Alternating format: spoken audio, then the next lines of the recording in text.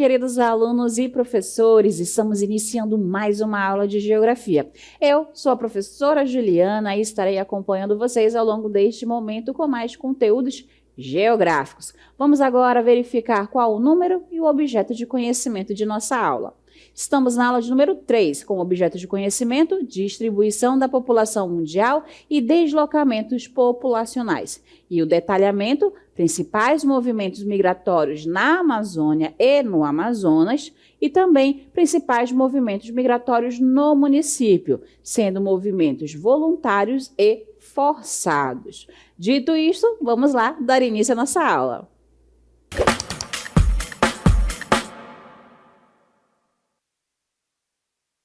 A Amazônia, ela não é uma região apenas de floresta. Ela é uma região ocupada por uma diversidade populacional, sejam indígenas, quilombolas, ribeirinhos, descendentes de africanos que vieram para essa região de forma forçada e até mesmo outros imigrantes europeus e asiáticos que vieram para esse território. Então, a Amazônia, ela é cheia de história também. A gente vai analisar nesta aula como se deu esse processo de migração das pessoas que aqui já viviam, das pessoas que saíram e das pessoas que vieram para cá. Por que elas saíram da Amazônia? Porque elas vieram para a Amazônia. A gente vai analisar então em alguns recortes ao longo dos séculos quais foram esses principais momentos, esses principais fluxos migratórios que fizeram então aí uma miscigenação da nossa população. Vamos começar falando da migração da Amazônia a partir do século XVI. O século XVI foi quando os europeus atingiram o rio Amazonas. E aqui, então, eles encontraram uma floresta habitada por povos nativos diversos. Isso porque eles tinham diferentes línguas, costumes, hábitos, religiões. Então, eles tinham hábitos diversos entre si. Por isso, então, eles eram culturalmente uma população rica e também muito numerosa que vivia na floresta. E é importante colocar que eles viviam em equilíbrio. Eles caçavam, eles pescavam, mas eles mantinham essa relação que hoje a gente chama de desenvolvimento sustentável, de equilíbrio com a natureza. Nesse século, a gente vai ter a chegada dos europeus a esse território do Brasil, da Amazônia. E devido à invasão de diversos exploradores da Espanha, da Holanda, França, Inglaterra, Irlanda e Portugal, esses exploradores queriam encontrar aqui riquezas, metais preciosos. E, na verdade, eles encontraram uma grande maioria apenas de população na região da floresta amazônica, de populações indígenas. E essas populações sofreram drasticamente com a chegada dos europeus. Como assim eles vão sofrer esses grandes impactos? Os europeus eles vão trazer doenças. Essas doenças vão acabar dizimando grande parte da população indígena, porque eles não tinham contato com essas doenças, gripe, sarampo. Os indígenas tinham, sim, as suas doenças da floresta tropical, mas não tinham essa relação com a qual os europeus tinham, por exemplo, de não tomar banho todos os dias. Naquele período se tinha que a água era se você tomasse banho demais, você tiraria uma cobertura da sua saúde e faria com que você ficasse mais propício a ter doenças. Enquanto aqui, o hábito dos nossos indígenas, eles tomavam banhos diários e várias vezes ao longo do dia. Isso fazia com que eles não tivessem algumas das doenças que os europeus tinham, gripe, sarampo, alguns tipos de febre, que trouxeram para cá. E aí a população que não tinha esses anticorpos da população indígena acabou sendo, então, dizimada pelas doenças europeias. E, além disso, também, esses europeus trouxeram o regime de escravização e impuseram a esses povos nativos da região da Amazônia. Então, aí a gente vai verificar a chegada do europeu à região amazônica e a fuga desses povos nativos para o interior da floresta, a fim de tentar fugir desse regime forçado de trabalho. É claro que alguns não vão conseguir sobreviver, porque vão fugir, vão guerrear, outros são capturados e acabam sendo submetidos. Ok? Então, nesse primeiro período que a gente trouxe para vocês do século XVI, a gente tem a chegada do europeu ao território da Amazônia e tem aí a transformação dos povos aqui multidiversos indígenas sendo escravizados ou fugindo para o interior da floresta.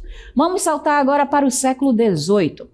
No século XVIII, Portugal já estava aqui no território, né, do Brasil, mas também dividia esse território que hoje a gente conhece como Brasil com a Espanha. Então, o que ele buscava Portugal? Buscava garantir a posse do território.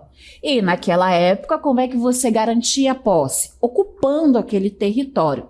Então a gente vai ter, por Portugal, a criação da Companhia Geral do Grão-Pará e Maranhão.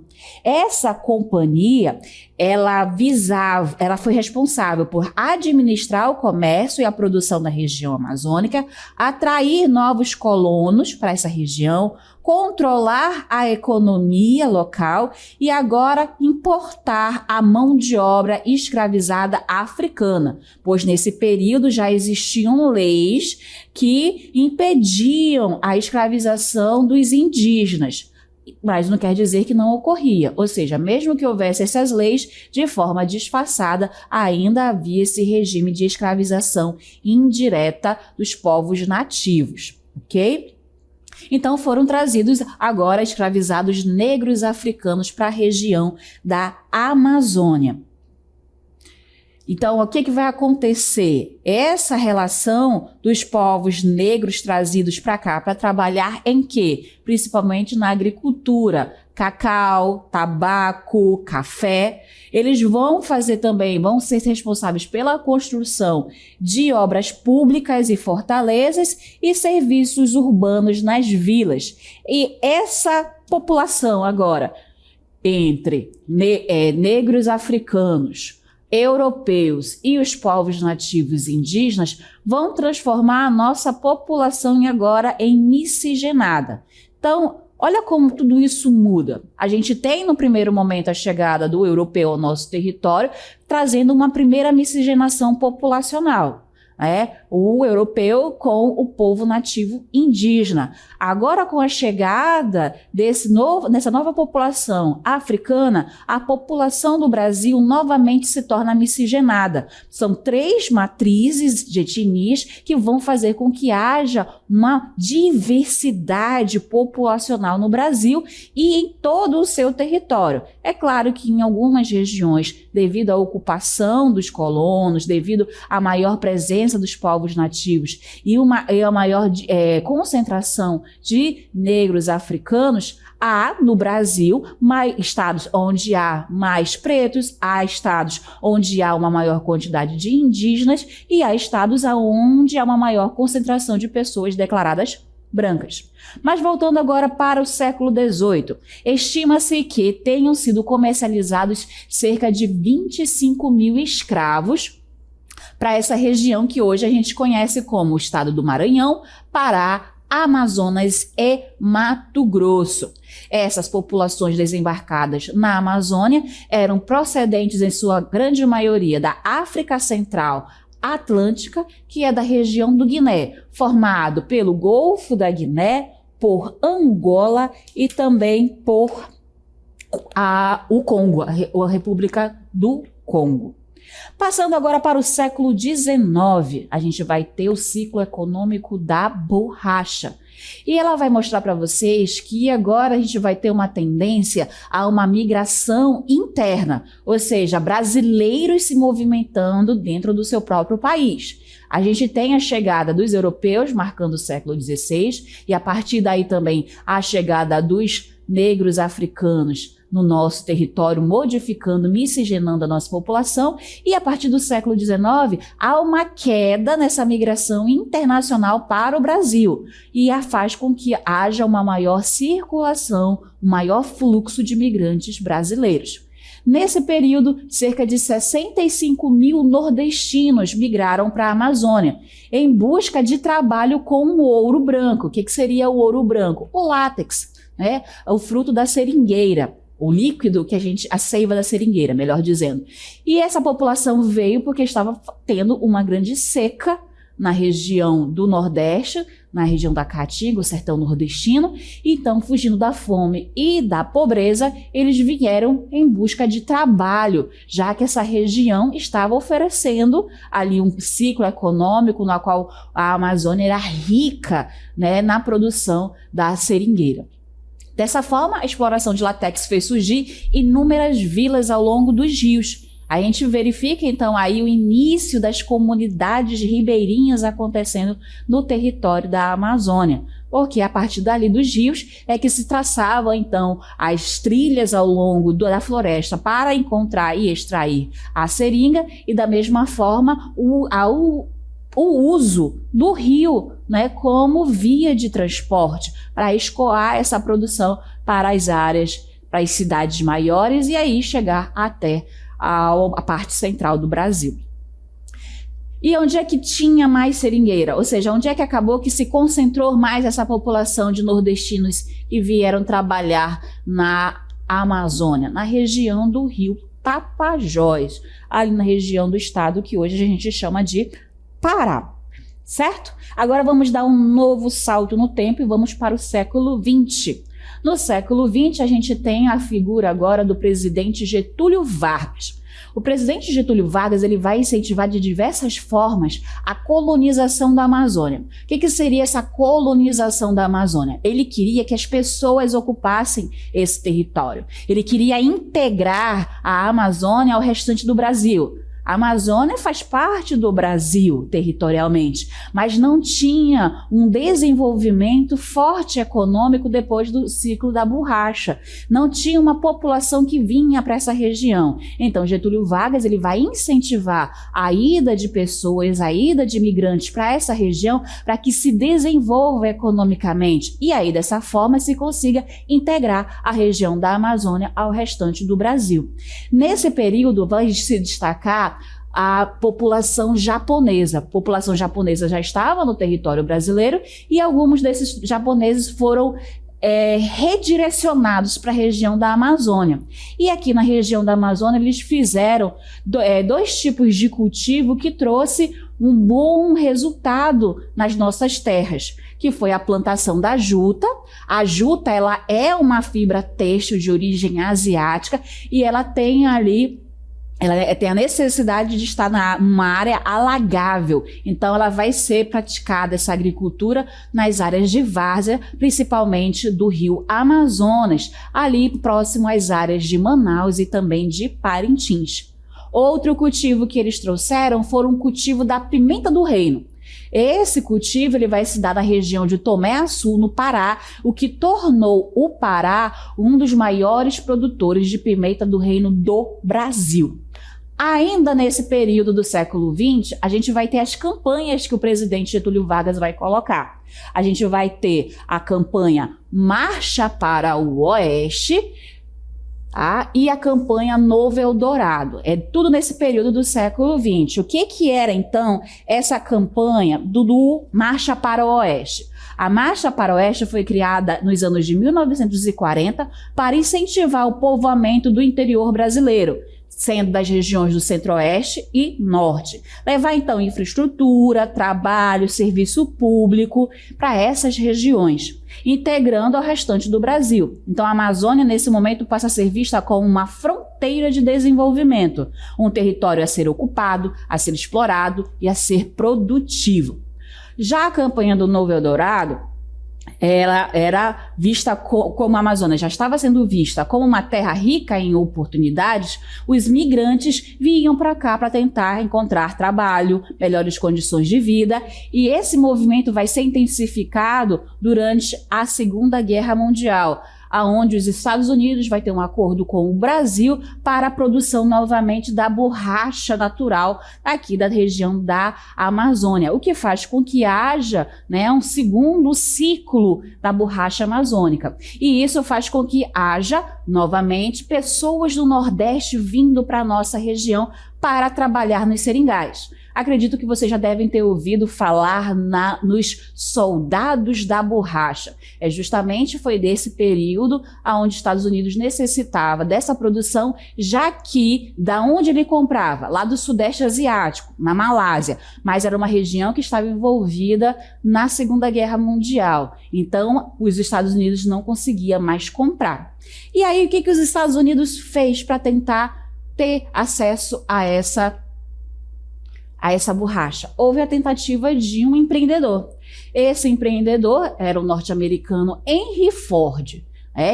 Ele era o dono da Ford Motor Company. E ele teve essa ideia, já que os carros deles necessitavam de borracha para produzir os pneus. Ele falou, por que não criar uma fazenda de monocultura da seringueira na região da Amazônia?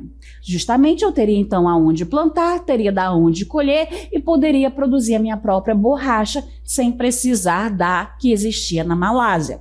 Então ele vem para cá, para essa região, e tenta desenvolver lá no estado do Pará a chamada Fordlândia. Tá? Ele vai contratar pessoas para cá, em 1929, cerca de 1.000 pessoas já estavam contratadas trabalhando na região para desenvolver esse projeto do Henry Ford, e muitas pessoas foram para lá. Da onde veio essa população toda? Tinha migrantes do Maranhão e do Ceará, pessoas que já que tinham trabalhado para a construção da ferrovia Madeira-Mamoré e também de quem trabalhou no Canal do Panamá. E muitos migrantes internacionais vieram, os migrantes caribenhos, ou seja, ali países do Caribe, alguns da Jamaica, Barbados, Santa Lúcia, e ainda também os próprios profissionais, né, os principais gestores dos Estados Unidos. Só que o que acontece? Os trabalhadores brasileiros não vão se dar muito bem com um regime de trabalho imposto pelos estadunidenses, acreditando que era um regime de trabalho muito duro. Eles chegam então a se revoltar e há uma necessidade de se reformular como se está sendo esse regime de trabalho. Só que o que acontece? A seringueira na floresta amazônica, ela não é plantada em sequência, né? Ela é de forma espaçada, ou seja, há aqui uma diversidade de novas árvores e aí vem novamente uma seringueira. Quando ocorreu essa plantação na Fordlândia, muitas pragas apareceram e fizeram com que essa produção da seringueira da Fordlândia não vingasse. E até hoje, esse projeto da Fordlândia é visto como um grande fracasso por ter uma tentativa de impor regimes industriais à floresta amazônica. Agora a gente vai trocar o nosso foco e vamos fechar mais no estado do Amazonas. Na migração do estado do Amazonas, a gente vai ter, sim, momentos de desenvolvimento e crescimento econômico que vão ser relacionados com esses fluxos migratórios. A gente tem 3 momentos. O ciclo da borracha, que a gente já viu, vamos falar mais um pouco. A Zona Franca de Manaus, que vai trazer indústrias para a nossa região, promove então a oportunidade de trabalho oportunidade de emprego nesse novo tipo de trabalho, e também a gente tem o chamado e o mais atual terceiro ciclo, que nesse momento do terceiro ciclo estava muito em discussão o desenvolvimento sustentável. Então, aí nesse período do terceiro ciclo, o governo do estado do Amazonas resolveu trabalhar a agricultura familiar e sustentável e também dar um início, dar um start no chamado ecoturismo. Esse avanço nas discussões do desenvolvimento sustentável fez, além da agricultura familiar e sustentável, do ecoturismo desenvolvido principalmente em Presidente Figueiredo, em Novo Airão e em algumas comunidades ribeirinhas, trouxe também os projetos ligados à bioeconomia. Então, o que vai acontecer? Muitas pessoas vão acabar retornando para o interior a fim de trabalhar nessas atividades ligadas ao meio ambiente, ao meio rural, perdão, e também a uma melhoria na qualidade de vida. O ciclo da borracha, a gente já verificou, houve aí um intenso fluxo de população migratória para essa região, principalmente vinda dos estados do Nordeste para os estados do Pará, e também teve de outros estados do país, e ainda alguns estrangeiros que vieram para esse território. Estavam interessados na realização do comércio da borracha, então nessa oportunidade de ganhar dinheiro, de melhorar sua vida com o comércio da borracha, seja trabalhando nos seringais, seja trabalhando no comércio da borracha. Na migração para a Zona Franca de Manaus, que por volta de 1967 foi então instituída, instalada a própria Zona Franca de Manaus. Então, esse fluxo migratório que vai ocorrer vai ser um fluxo interno também do Brasil. Muitas pessoas vão vir para a região da Amazônia, para o estado do Amazonas, vindas dos estados do Nordeste, do Sul e do Sudeste, buscando o quê? Emprego.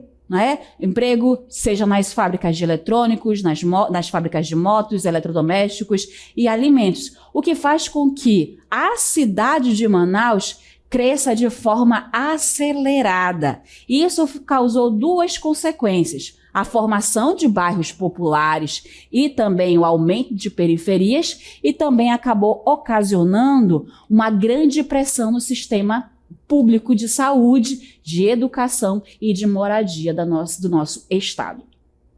A gente vai ver agora que na década de 1980, a gente teve, então, mudanças que fizeram com que houvesse diferenças nos processos migratórios. A década de 1980 foi conhecida como a década perdida, porque houve uma diminuição dos fluxos migratórios para as regiões metropolitanas, como São Paulo, Rio de Janeiro, e também começou a haver a migração de retorno. Então, quem tinha saído do norte, do nordeste principalmente, começou a voltar para os seus estados de origem. Quando ocorre, então, a industrialização do Brasil, acontece também o êxodo rural. Então, há essa movimentação do homem do campo para a cidade. Por quê? Porque a industrialização chega no campo e as máquinas vão retirando os trabalhadores do campo. Isso faz com que eles se mobilizem, se mudem para as cidades, para as áreas urbanas. E o que está acontecendo nesse período faz com que essa população siga em direção ao Brasil Central e em direção à Amazônia, pelas oportunidades de emprego que agora ali são criadas. A gente vai agora analisar algumas tabelas. Essa primeira é sobre a população estrangeira que vieram para o estado do Amazonas a partir do ano de 1920 até o ano de 1991. A gente pode ver que há uma movimentação dos continentes americano, europeu, principalmente para a região do estado do Amazonas, mas ainda tem população asiática e africana. Na década de 60, a migração ela vai se dar mais por países vizinhos, principalmente do Peru, da Colômbia, da Venezuela, a Guiana Inglesa e a Bolívia. No entanto, a gente também verifica países dos Estados Unidos, do Japão e até mesmo da China vindo para o nosso estado. Ainda quanto à população estrangeira, mas a gente vai ver por onde essa população se dividiu. Até 2017, a gente utilizava uma regionalização para o estado do Amazonas, assim como para os demais estados brasileiros, em micro-regiões. E a região que mais recebia, micro-região que mais recebia estrangeiros era a região de Manaus, a micro-região de Manaus. Em 1970, recebeu 2.574, em 1980, 3.074. Mas observa que em 1991 houve uma diminuição. E isso porque essa população passou aí para a região do Alto Solimões. Quer dizer, Não é bem que essa população começou a migrar para saiu de Manaus, da microrregião de Manaus, para o Alto Solimões. Isso quer dizer que a movimentação populacional estava maior agora na região do Alto Solimões. Em municípios, que essa região compreendia municípios como Maturá e Tabatinga. Então, a microrregião de Manaus, ela concentrava a maior parte desses imigrantes até as décadas de 70 e 80, e na década de 90 se percebe essa mudança em relação à localização destes imigrantes da microrregião de Manaus para a microrregião do Alto Solimões. E a gente vai falar agora das outras populações que atualmente migraram para o estado do Amazonas. A gente começa falando da Venezuela, que é o mais atual. Os venezuelanos passam ainda por uma crise econômica, sanitária dentro do seu país, que fez com que essa população tivesse a necessidade de buscar refúgio, de buscar asilo, de buscar melhores condições de vida em países vizinhos. E o Brasil, que tem uma fronteira terrestre, acabou recebendo uma grande quantidade de venezuelanos. Olha só.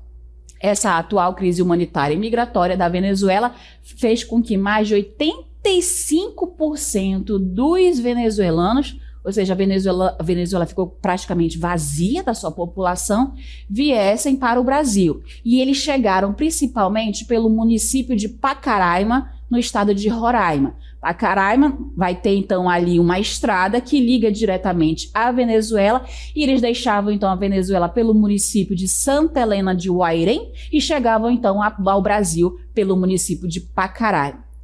Tem aí uma estimativa que apenas no ano de 2020 chegaram cerca de 58 mil pessoas, venezuelanos ao nosso território.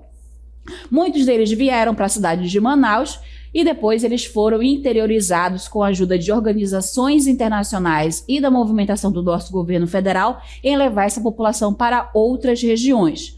Muitos solicitaram refúgio ou residência temporária no Brasil e ainda alguns enfrentam dificuldades com a moradia e em trabalho.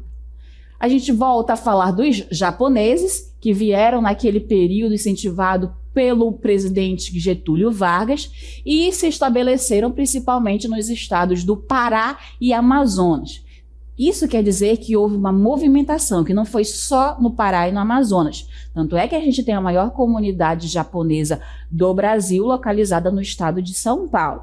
Essa vinda dos japoneses para essa região trouxe uma modernidade na agricultura, com técnicas mais modernas, que possibilitou então trazer aí o desenvolvimento da juta e da pimenta do reino para o nosso estado e também para o estado do Pará. Estima-se que no Amazonas a população japonesa seja superior a 100 mil pessoas. A gente fala agora do Haiti. O Haiti também passou por uma situação de tragédia no ano de 2010, onde um forte terremoto devastou essa ilha. Muitas pessoas deixaram seu país e vieram em direção ao Brasil. O Brasil ele tem uma tradição de acolhimento ao estrangeiro. Então muitos haitianos resolveram vir para cá. Cerca de 11 mil pessoas vieram para o Brasil e também começaram a morar aqui na cidade de Manaus. Também em outras regiões industriais do Brasil, essa população vai ser dispersada. E para fechar essa população internacional, a gente tem Cuba. Cuba ela também vai ter um período migratório maior, principalmente entre os anos de 2013 a 2018, aonde a gente tinha o programa Mais Médicos. Então havia necessidade de levar profissionais médicos para áreas mais remotas, de difícil acesso, e houve então esse desenvolvimento desse programa de profissionais cubanos vindo para o Brasil. E eles vieram, muitos, para a região amazônica, justamente por causa da estruturação do nosso sistema público de saúde. Entre 2018 a 2020, estima-se que mais de 30 mil cubanos entraram no Brasil e se direcionaram principalmente aos estados do Acre e de Roraima. O que a gente pode, então, perceber com a nossa aula? Essa aula, ela traz para a gente que a região da Amazônia, ela não teve, assim, um desenvolvimento Estamos falando de fluxo migratório tão forte quanto a gente viu nas aulas anteriores, quanto ao Nordeste, quanto ao Sudeste. Mas houve sim esse desenvolvimento por causa dos ciclos econômicos que aqui ocorreram. Houve então essa população vindo para cá, houve a nossa miscigenação, aonde que hoje herdamos culturas, idiomas, falas diferentes, religião e até mesmo hábitos de diferentes povos. Nosso idioma, o português, ele é riquíssimo, porque ele traz tanto o indígena quanto o africano e até mesmo o português, mesclando todos eles, e que faz então com que a região amazônica também tenha uma grande participação na miscigenação e nos fluxos migratórios que aqui ocorreram.